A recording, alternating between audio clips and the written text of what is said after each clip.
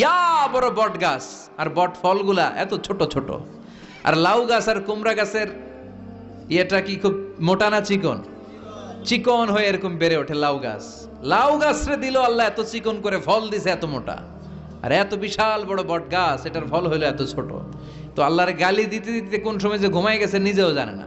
হঠাৎ করে নাকের মধ্যে ছটাং করে বট ফল পড়ছে একটা, লাফ দিয়ে উঠছে, নাক দিয়ে রক্ত বের হওয়া শুরু হয়েছে। রক্ত মুছতে মুছতে মনে মনে ভাবে, আসলেই তো আমি বড় একটা উল্লুক্কা পাঠা। আজকে এই বট গাছের মধ্যে যদি লাউয়ের মতো ফল দিত, কুমড়ার মতো ফল দিত, আমার নাকের উপরে ওই লাউ আর কুমড়া পড়লে আমি থাকতাম না, আমি বিদায় হয়ে যেতাম, অক্কা পেয়ে যেতাম, ঠিক কিনা?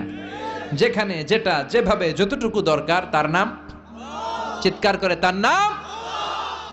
আবার এই দেশের প্রাণীগুলোর চামড়া যদি মোটা হতো, উলের পশম থাকতো আর কম্বল